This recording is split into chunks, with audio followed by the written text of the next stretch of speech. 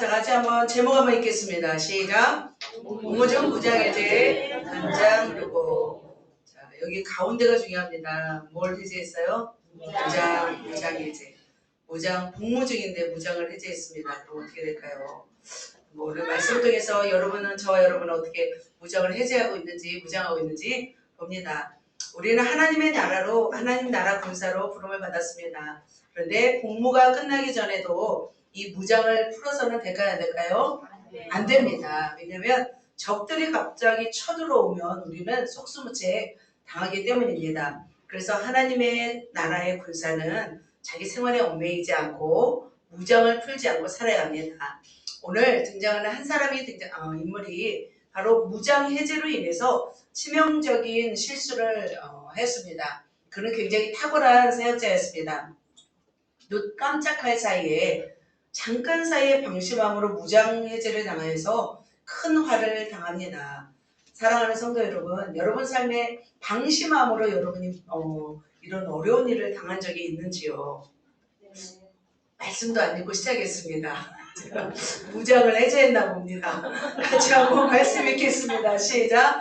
하나님의 사람이 대답하되 왕께서 왕의 집 절반을 내게 준다 할지라도 나는 왕과 함께 들어가지도 아니하고 떡도 먹지 아니하고 물도 마시지 아니하니 여호와의 말씀이 내게 명령하여 이르시기를 떡도 먹지 말며 물도 마시지 말고 왔던 길로 들어가지 말라 하셨음이니라. 바로 열왕기상 13장의 말씀입니다.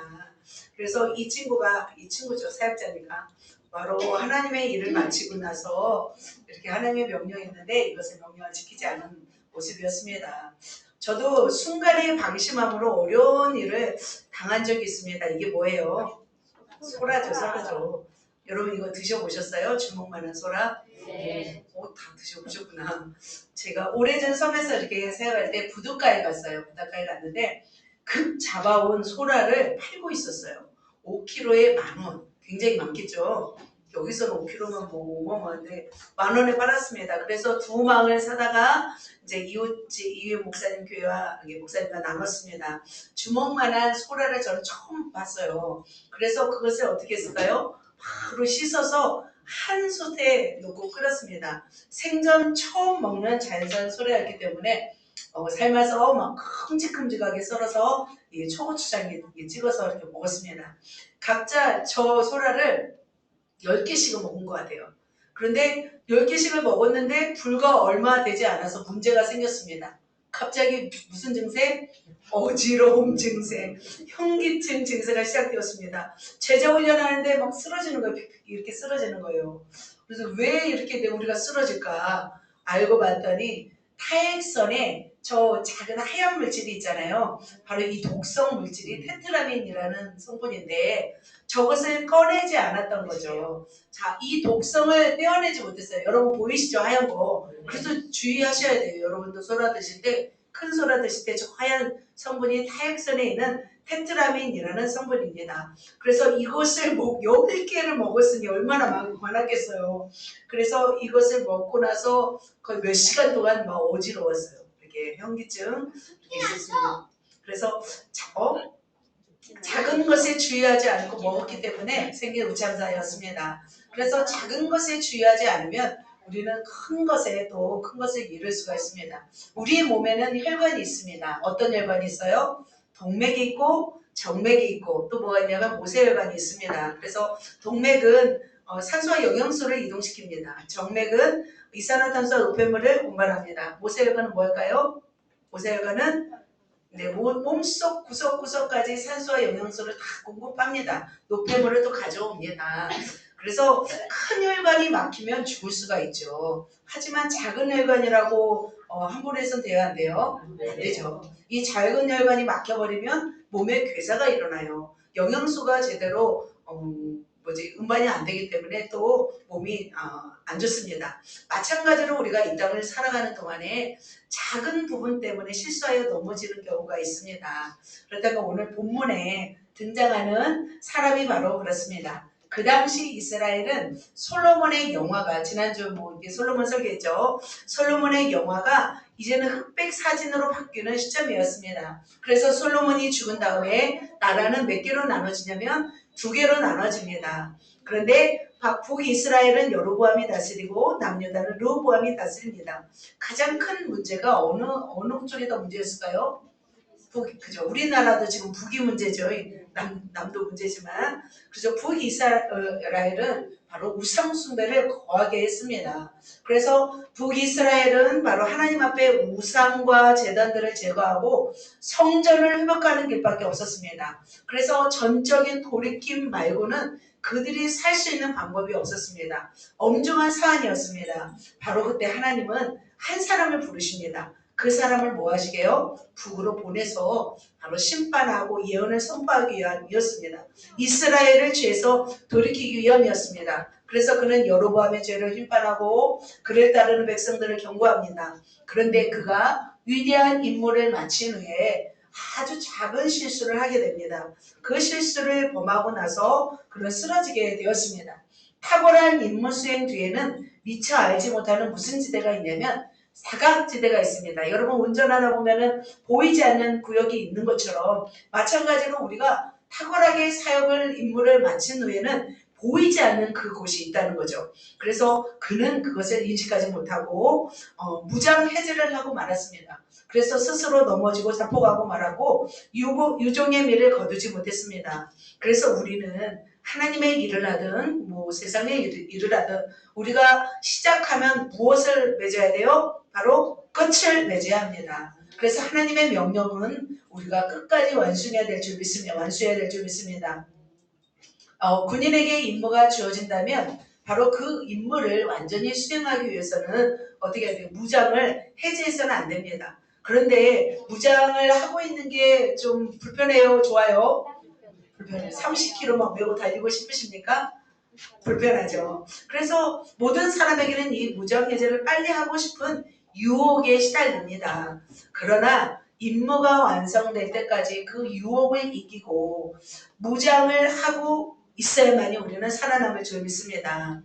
오늘 그래서 말씀은 탁월한 하나님의 사람을 통해서 우리가 배워야 할 것이 무엇인지 또 살피고 또 그의 치명적인 실수가 무엇인지 우리가 알아서 그에게서 배울 것들은 배우고 또 그리고 또 치명적 실수를 알아서 우리의 삶에서 그런 시행착오를 겪지 않기를 예수님의 이름으로 축복합니다. 그래서 승리하는 모두가 되시기를 축복합니다. 자, 본론으로 들어가겠습니다. 하나님의 사람의 탁월한 임무가 있었습니다. 어떤 임무를 했냐면 첫 번째 가지 읽을까요? 시작. 재단. 이 말이 무슨 말인가 하잖아요. 그래서 우상 숭배를 하는 그들을 향하여서 직격탄을 날리는 것을 말합니다. 자, 솔로몬이 죄를 지음으로 인해서 10지파의 나라를 바로 북이스라엘이 차지하였습니다. 북이스라엘의 왕이 된 사람이 바로 여로보암이었습니다. 그런데 여로보암은 어떻게 왕이 되었냐면 아이야 선지자가 나타나서 그에게 10지파를 너에게 줄 터이니까 정말 하나님의 명령을 잘 지키고 순종하면 다윗을 위해 세운 것 같이 견고한 나라를 세워주겠다고 약속을 받았습니다. 그런데 그가 그 약속을 받고 나서 어떻게 했을까요? 그는 하나님의 왕국을 위해서 달려갔을까요? 아니면 자기 왕국을 위해서 살아갔을까요? 자기 왕. 네, 잘 맞추셨습니다. 북이스라엘 백성들이 남유다에 가지 못하도록 하기 위해서 우상을 만들고 자기 왕국을 세워갔습니다. 그래서 같이 한번 읽어볼까요? 시작. 그의 마음에 스스로 이르기를 나라가 이제 다윗의 집으로 돌아가리로다. 왜냐하면 10지파를 맡았지만 10지파를 맡겨놨지만 그 제단이 성전이 어디 있었어요? 솔로몬 성전이 남유다에 있었어요. 그래서 북이스라엘 백성들이 남유다로 가다 보면은 10지파가 또 남으로 갈 수 있다고 생각을 했습니다. 그래서 여로보암은 머리를 썼습니다. 그래서 단 보이시죠? 베델 보이시죠? 베델과 단에 뭘 세웠냐면 금송아지를 세웠습니다. 그래서 이스라엘 백성들이 바로 사마리아 베타 베델 밑으로 내려가지 못하도록 막았던 것을 볼 수 있습니다. 우리나라도 산발선이 있잖아요. 그런 것처럼 바로 이스라엘 민족에게도 이런 선을 그어놓고 바로 이렇게 가지 못하도록 하였습니다. 그래서 거기에 금송아지를 세우고 이스라엘 백성들이 예루살렘을 가지 못하고 이곳에서 우상을 섬기게 하였습니다. 그러나 하나님은 이것을 가만두지 않으셨습니다. 한 사람을 지목합니다. 바로 그 사람을 지목해서 이 우상 숭배가 잘못되었다 외치고 그들이 돌아서기를 원했습니다. 그래서 하나님은 그 사람을 부르셨습니다. 그 사람은 어디였을까요? 바로 이것이 우상의 제단이래요. 지금 가서 찍었던 사진입니다. 여로보암의 텔단, 단 쪽에 있는 신전의 모습이 그대로 남아있던 것을 볼 수 있습니다. 우상이 바로 지금까지 이렇게 남아있는 거 보면 굉장히 튼튼하게 세워졌던 것을 볼 수 있습니다. 그때 하나님은 한 사람을 부르십니다. 하나님의 사람이 여호와의 말씀으로 말미암아 어디에서 왔어요? 유다.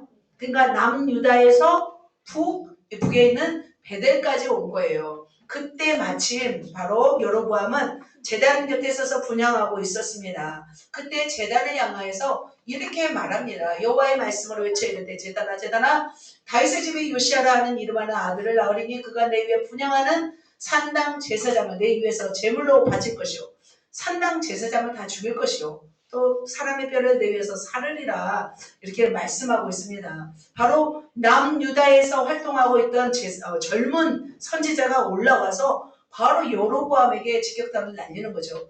예를 들면 이제 우리 양미 전사님처럼 의기가 강하신 분이 이제 김정은한테 가서 이제 외치는 거죠. 맞아. 그거랑 똑같은 거예요. 남유다 사람이 북으로 가서 북의 왕에게 외치는 거예요. 남유다에서 사는 사람이 순종해서 북으로 올라와서 왕에게 말한다는 것은 어려워요, 쉬워요? 어려워요. 그래서 그는 이 임무를 다 수행을 한 걸 볼 수 있습니다. 첫 번째는 규탄하는 그런 임무였고 두 번째는 뭐였냐면 제단에 징조가 일어날 것을 말하고 있습니다. 읽겠습니다. 그날에 그가 징조를 들어 이르되 이는 여호와께서 말씀하신 징조라. 제단이 갈라지며 그 위에 있는 재가 쏟아지리라. 이제는 징조를 말하고 있습니다. 제단에 징조가 일어날 것을 선포합니다. 제단이 갈라질 뿐만 아니라 재가 쏟아진다. 많이 선포했어요. 근데 제단이 안 쏟아져. 김일성 우상이 회파가 안 돼. 안 무너져. 그럼 어떻게 돼요? 이 사람 큰일 나죠. 화가 났어요. 이렇게 와서 규탄을 하고 또 재가 쏟아진다 말을 하니까 여로보암은 화가 났습니다. 그래서 뭐라고 말했을까요? 저 하나님의 사람을 잡으라 이렇게 명령합니다. 자, 잡으라. 저 4절에 보면은 베델의 제단을 결정할 때 그를 잡으라 하더라. 그러자 어떻게 됐어요? 그를 향하여 편손이 말라서 다시 거두지 못하게 되는 것을 볼 수 있습니다. 그래서 손은 굳어져 있고 또 그리고 제단은 어떻게 돼요? 갈라지며 재가 쏟아지게 되는 것을 볼 수 있습니다. 만약 징조가 일어나지 않았더라면 굉장히 위험했던 그런 상황이었습니다. 그때 왕이 또 말합니다. 왕이 어떻게 말해요? 하나님의 사람에게 말하여 이르되 청하건대 너는 나를 위하여 하나님 여호와께 은혜를 구하여 같이 읽습니다. 내 손이 다시 성하게 기도하라. 하나님의 사람이 여호와께 은혜를 구하니 왕이 손이 다시 성하도록 전과 같이 되니라. 아멘. 자, 모든 사람 앞에서 여로보암의 체면은 말이 아니었습니다. 그 여로보암은 하나님의 사람에게 자신의 손이 이렇게 말랐다라는 뜻은 뭐냐면 바로 뭐예요? 그 신경이 손상되고 근육이 굳어진 것을 볼 수 있습니다. 그런데 하나님의 사람이 기도하자 이 손이 다시 펴진 것을 볼 수 있습니다. 이렇게 왕을 상대하고 왕을 또 그 우상 숭배를 선포하고 또 그리고 제단이 쓰러지고 또 회파되고 또 그리고 말랐던 손이 이렇게 다시 회복이 되는 것을 보면서 정말 놀라운 기적이었죠. 이런 모습을 보고서 바로 여로보암은 어떻게 말을 하냐면 바로 제안을 합니다. 어떤 제안을 할까요? 왕이 하나님의 사람에게 이르되 시작 나와 함께 집에 가서 쉬라. 내가 내게 예물을 주리라. 같이 가서 쉬자고 한 거예요. 그 당시 남에서 북까지 올라왔더라면 몇 시간째 걸어왔을 거예요. 그러면 굉장히 피곤했고 지쳤을 거예요. 그런데 거기에다 뭐까지 준대요? 예물까지 주는 거예요. 먹을 거가 더 중요하십니까? 어떤 분은 예물이 막 중요해요. 먹을 것이 더 중요하죠. 피곤하니까. 그죠? 그렇게 준다고 합니다. 그런데 이 왕의 제안이 어떻게 나쁘진 않죠. 그죠? 손도 치유했고, 그리고 그에 대한 보상으로 예물도 준다고 하니까 굉장히 그 하나님의 사람의 입장에서는 괜찮습니다. 그런데 하나님의 사람은 이 제안에 대해서 어떻게 했을까요? 나는 어떻게 해요? 빨간 것이 색깔이 있는구만. 나는 왕과 함께 들어가지 아니하고 이곳에서도 떡도 먹지 아니하고 물도 마시지 아니하니. 왜냐하면 하나님의 명령이다 라고 이렇게 말합니다. 이렇게 해서 하나님의 사람은 단호히 거절했습니다. 왕의 집의 절반을 내게 준다 할지라도 내가 가지 않겠다. 떡과 물도 마시지 않겠다. 예물도 받지 않겠다 하면서 그는 왔던 길로 다시 돌아가는 것을 볼 수 있습니다. 그는 굉장히 임무를 깔끔하게 수행했어요. 정확하게 수행했어요. 이렇게 먼 길을 머다하지 않고 무서운 또 여로보암 앞에서 담대히 사역한 것을 볼 수 있습니다. 자, 두 가지 정리합니다. 그렇다면 하나님의 사람의 탁월한 임무는 뭐였어요? 첫 번째, 제단을 규탄했고요. 두 번째로는 제단의 징조를 나타냈습니다. 그렇죠. 여로보암이 굉장히 쉬운 사람이 아니었습니다. 이스라엘 백성의 어떤 북이스라엘 열 지파를 담당하는 사람이었습니다. 그런데 자기 왕국이 얼마 되지 않을 것 같아서 단과 베들레에 바로 이렇게 우상을 섬겨놓고 세워놓고 이렇게 숭배하게 하였습니다. 그러나 하나님의 사람은 하나님이 명령하자 그 남에서 북이스라엘까지 와서 바로 위협적인 왕 앞에 바로 담대히 외쳤습니다. 그리고 그 왕의 제안에도 유혹에도 넘어지지 않고 굵직한 그 일을 감당했습니다. 지금도 어떻게 해야 될까요? 우리나라도 국가가 잘못되고 있다면 우리는 바로잡아야 하는 역할을 우리가 해야 될 줄 믿습니다. 우리가 그래서 하나님의 일을 감당할 수 있는 그런 각오가 우리 되어야 합니다. 어디로 가든지 누굴 만나든지 상관없이 우리는 주의 말씀에 순종하고 복종하며 따라갈 각오가 되어 있어야 합니다. 뿐만 아니라 재물을 놓을 수 있고, 그죠? 나의 육신의 한계를 넘어서 주의 뜻만 순종하시기를 예수님의 이름으로 축복합니다. 탁월한 인물을 잠깐 보았습니다. 그렇다면 탁월한 임무 중에 보이지 않는 사각지대가 있었습니다. 바로 하나님의 사람의 치명적인 실수였습니다. 어마어마한 일을 지금 해냈잖아요. 아, 그래요? 굉장히 큰 일을 행했습니다. 일은 아무도 할 수 없었습니다. 그 당시 북이스라엘에도 많은 선지자가 있었습니다. 그럼에도 불구하고 하나님은 북이스라엘 선지자를 사용하지 않았습니다. 남유다에 있는 바로 젊은 선지자를 사용했습니다. 그렇다면 그의 보이지 않는 사각지대에서 일어났던 그의 치명적 실수는 무엇이었을까요? 첫 번째 읽겠습니다. 바로 경솔함이었습니다. 그렇다면 그 근본 원인이 무엇이었을까? 그리고 저는 자아도취라 생각이 들었습니다. 자, 돌다리를 건널 때 여러분은 어떻게 건너야 될까요? 두드려 보고 건너시나요? 그죠? 아무도 그냥 막 마구잡이 건너시잖아요. 그죠? 돌처럼 생긴 종이 돌이라면 낭패를 당하게 됩니다. 그래서 우리 옛말에 돌다리도 두드리며 건너라는 말이 있습니다. 바로 탁월한 임무 수행 중에는 뒤에는 숨겨진 뭐가 있냐면 사각지대가 있습니다. 우리는 이것을 기억해야 될 줄 믿습니다. 그래서 여러분도 마찬가지일 거예요. 뭔가 큰 일을 내가 해냈어요. 뭔가 큰 승리를 거두고 난 후에는 어떤 마음이 올라오냐면 우리 속에 있는 으쓱 올라오는 승리의 도취가 있다는 거죠. 그래서 이 승리의 도취 때문에 자신을 격려하고 싶고 저도 약간 그런 게 있더라고요. 맨날 물어보잖아요. 저 설교 어땠어요? 저기 어땠어요? 그죠? 우리 전사님한테만 주로 물어봅니다. 전사님 설교 어떻습니까? 왜냐면 제일 은혜를 받기 때문에. 은혜 안 받는 사람한테는 안 물어봐요. 은혜 받는 사람. 왜냐면 나를 좀 포장하고 싶은 거예요. 위로하고 싶은 거예요. 그리고 어떻게 나를 좀 이렇게 으쓱하고 싶어하는 나의 속 자아가 있는 거더라고요. 마찬가지로 이렇게 자신을 위로하고 격려하기 위해서 때로는 이렇게 자아도취에 빠질 수가 있다는 거죠. 하나님은 하나님의 첫 번째 주 임무를 그는 온전히 순종하였습니다. 그런데 하나님의 주의사항이 있었습니다. 주의사항이 뭐였어요? 떡도 먹지 말고, 자, 한번 같이 한번 이렇게, 바로 떡도 먹지 말고 물도 마시지 말라고 하였습니다.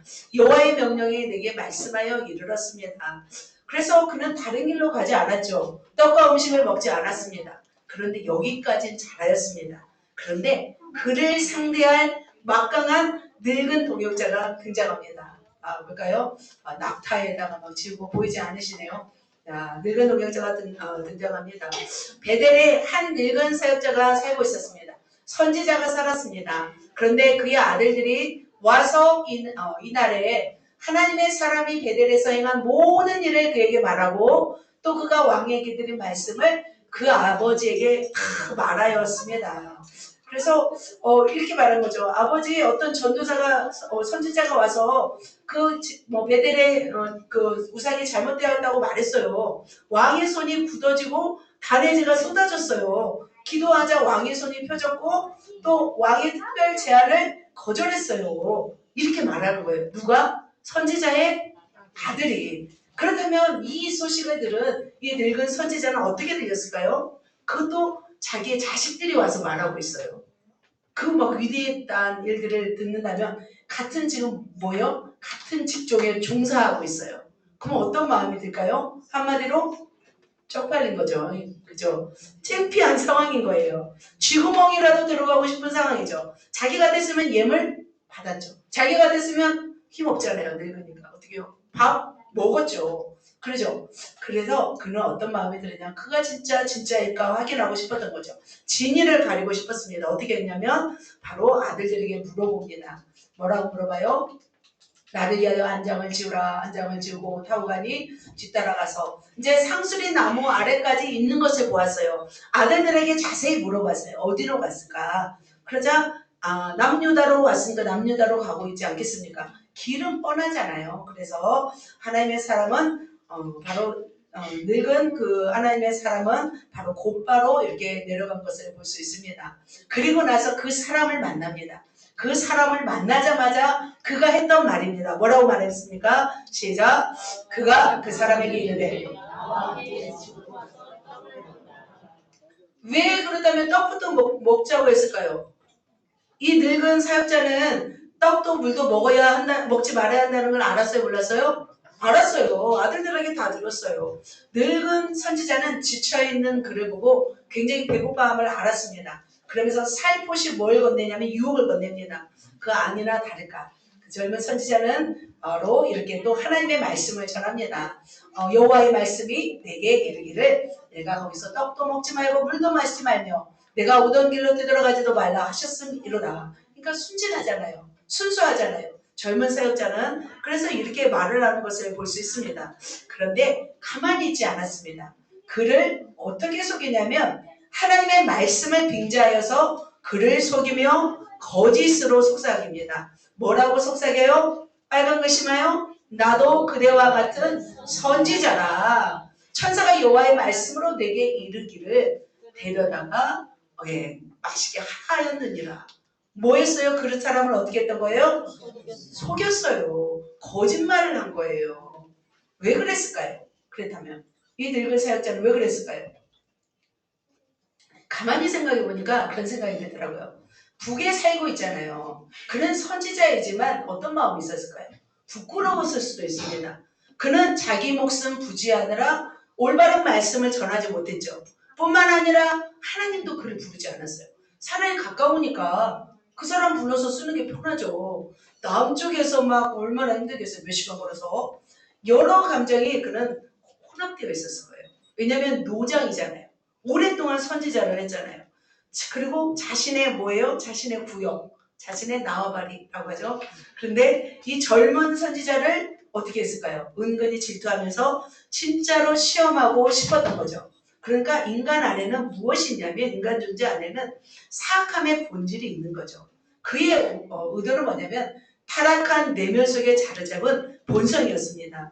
그래서 그 사악한 본성이 드러내지 않고 보이지 않으면서 그 젊은 사람을 속여서 그를 실족하게 하려는 거였습니다. 그래서 사랑하는 성도 여러분, 우리에게도 좋은 동역자가 참 필요한 것 같습니다.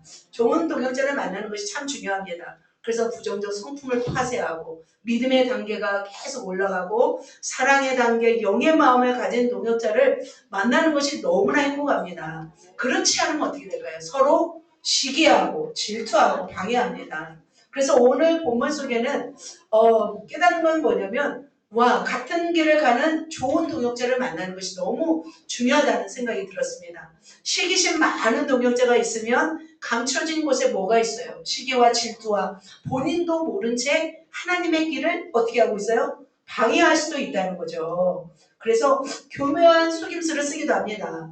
제가 이제 이 길을 오면서 많은 동역자들을 제가 만났습니다. 그런데 친한 사람은 별로 없습니다. 몇 사람 안 됩니다. 가장 제가 이제 동역자들 말 중에서 가장 제가 혼란스러웠던 말 중에 하나가 있었습니다. 무슨 말이었냐면 너무 열심히 하지 말라는 말이었습니다. 그분은 자기가 멈춰 있으면서 내가 달리는 것이 잘못되었다는 거예요. 김우진 지사님 그렇대요. 네, 그죠? 그래서 저는 항상 열정이 넘쳐났습니다. 쉬지 않고 달려가고 앞으로도 달려가고 싶습니다. 저는 그래서 열심히 하는 여러분을 사랑하고 축복하고 응원합니다. 이 땅의 삶도 마찬가지듯이 천국은 어떤 자의 것이에요? 천국은 침노하는 자의 것이에요. 침노한 것을 여러분 뒤에 잡아다니지 마세요. 그 사람 열심히 침노하라고 막 밀어주셔야 됩니다. 그런 분이 바로 좋은 동역자인 거죠. 그래서 서로가 우리 이스라엘 리더님들 서로 세워주고 칭찬해주고 또 서로 불쌍히 여겨주셨으면 좋겠습니다. 영혼을 품고 사랑하기가 쉬워요, 어려워요? 굉장히 어렵죠. 그래서 잘 나가고 있다면 더 밀어주고 또 그 사람이 얼마나 피나면서 이렇게 노력을 하시겠어요. 오히려 비판하다가 어떻게 돼요? 하나님 앞에 혼쭐나죠. 그래서 우리가 그런 좋은 동역자가 되었으면 좋겠습니다. 우리 옆 사람한테 한번 말할까요? 제가 좋은 동역자 되겠습니다. 제가 좋은 동역자 되겠습니다. 그렇게 하시겠습니까? 아멘. 그렇게 하시길 축복합니다. 이 늙은 동역자, 죄송합니다. 늙은이라는 단어가 좀 안 좋죠. 어떻게 하죠? 어떻게 말할까요? 나이 드신? 그래요. 난 성경대로 하다 보니까 성경대로 해요. 그래, 성경대로 할게요. 그냥 늙은. 우리도 늙어요. 우리는 안 늙겠어요? 저도 늙어요. 이제 10년, 20년 지나면 늙어요. 자, 늙은 선지자가 아무리 거짓으로 유혹해도 이 젊은 선지자가 마음을 굳게 먹으면 되죠. 그죠? 그런데 이 하나님의 사람은 붙잡았어야 되죠. 그런데 그만 어떻게 했어요? 방심하고 말았습니다. 비둘기처럼 순결했습니다. 그러나 뱀처럼 지혜롭지 못했습니다. 그래서 젊은 사람들이 보는 수는 조금 제한적이죠. 그런데 인생을 오래 살다 보면 어때요? 산전수전, 공전전 겪은 사람들은 딱 보면 알죠. 그죠? 사람 딱 보면 알잖아요. 그런데 바로 이 젊은 선지자는 의심하지 않았습니다. 그런데 바로 늙은 선지자의 이 말에 어떻게 해요? 방심하고 말았습니다. 그것을 어떻게 할까요? 이분의 말을 믿어버리고 맙니다. 나같이 읽습니다. 이에 그 사람이 그와 함께 돌아와서 그의 집에서 떡을 먹으며 물을 마시니라. 어떻게 해요? 어떻게 됐어요? 젊은 선지자. 그래요. 하나님의 사람은 그와 가서 경솔하게 행동해 버립니다. 하나님께 물어보지도 않고 늙은 동역자의 말을 따라 버립니다. 분명히 여로보암의 말에는 대꾸하지 않았죠. 그런데 선지자의 말에는 왜 이렇게 한순간 속아버렸냐는 거죠. 한순간에 속아버렸잖아요. 이것은 저는 그런 생각이 들어요. 제가 이제 사역을 하다 보니까 바로 제가 이것을 알겠더라고요. 왜냐하면 자신의 가업에 대한 지나친 승리에 대해서 도취할 수 있는 가능성이 있어요. 그러면 어떤 모습이 나오냐면 그 다음에 나오는 모습은 경솔함으로 표현이 돼요. 그래서 지금 하나님의 사람이 얼마나 위대한 일을 했어요. 북방왕에 가서 잘못되었다고 말했고 징조가 일어났고 또 손을 또 펴지는 그러면서도 제안을 거절하고 오는 그런 위대한 놀라운 통로로 사용되었습니다. 그래서 자신은 정말 나는 통로라고 하지만 자신을 통해 일하시는 하나님보다는 내가 정말 잘했다. 생각하지 않을까요? 내가 거절 참 잘했지. 안 그럴까요, 진지사님? 그죠?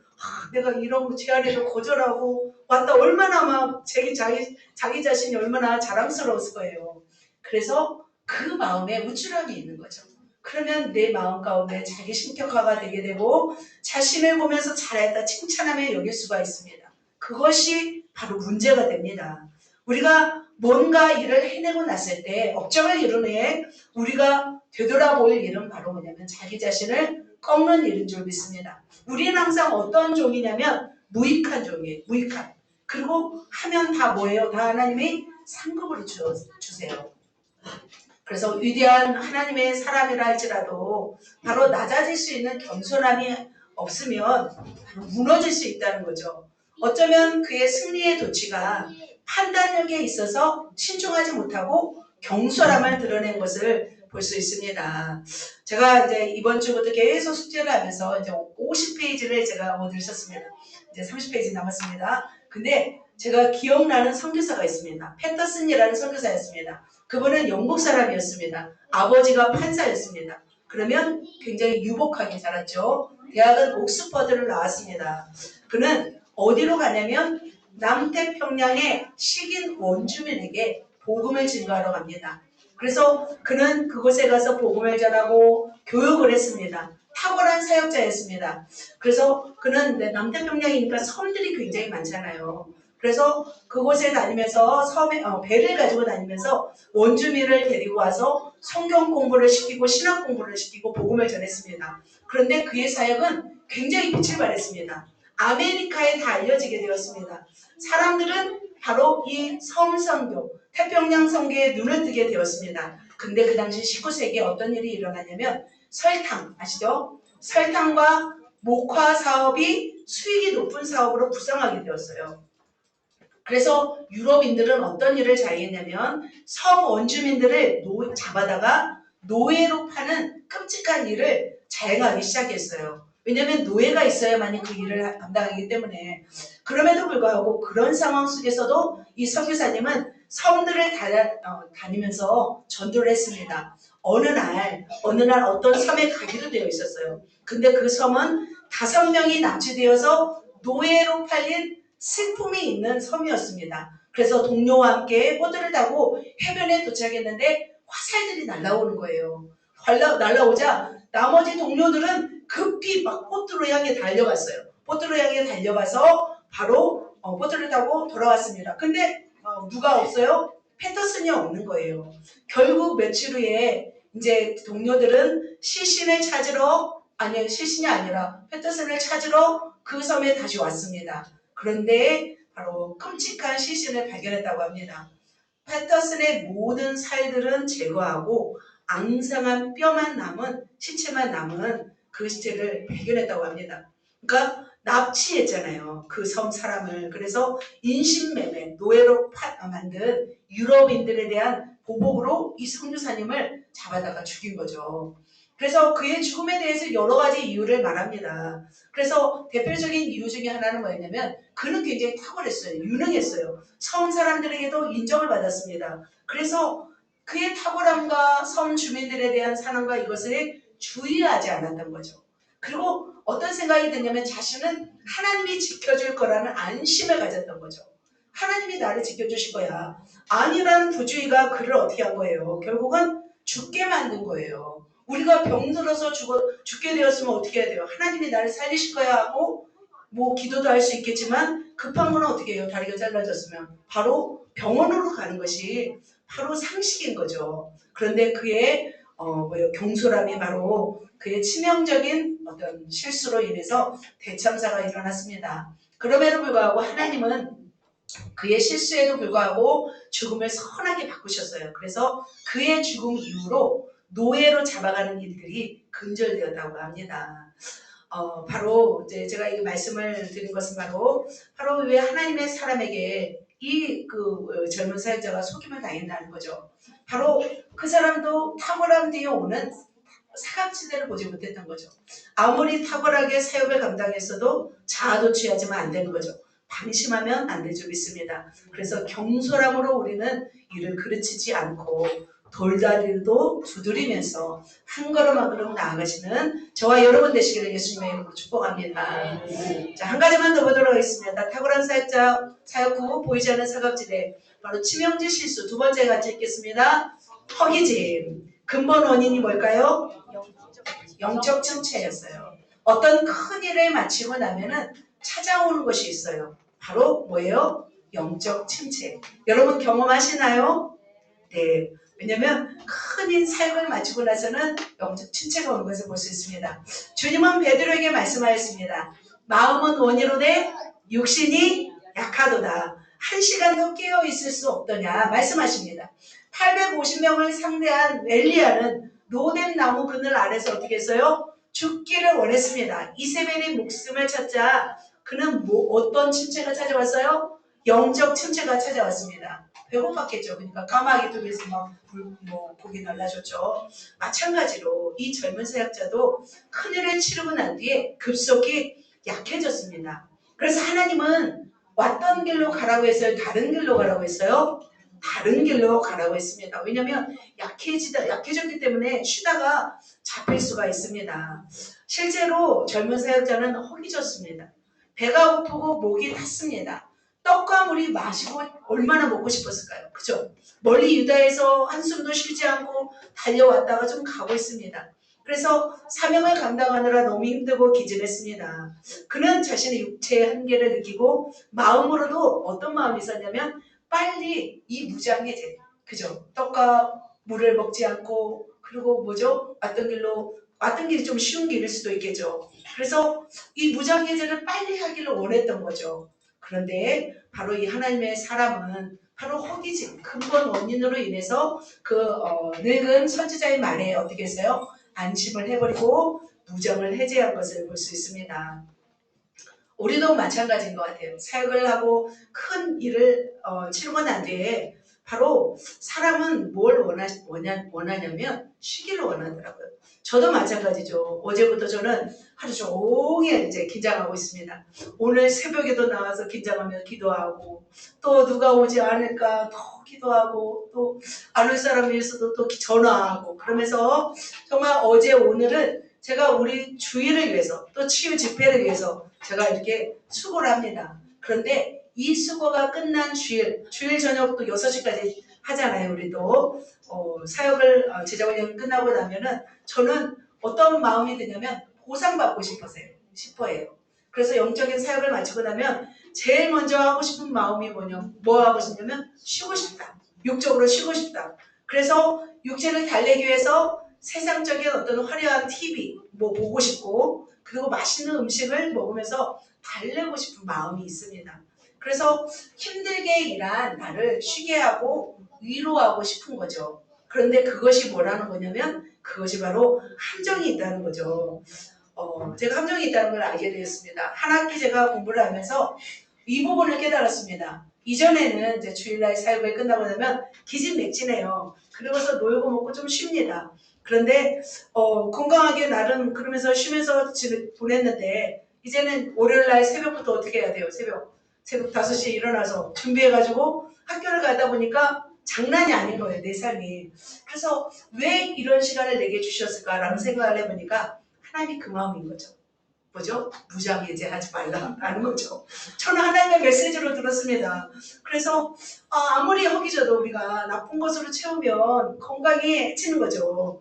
그래서 우리는 이 허기짐도 참아야 된다는 것을 제가 6개월 동안 제가 배운 것 같습니다.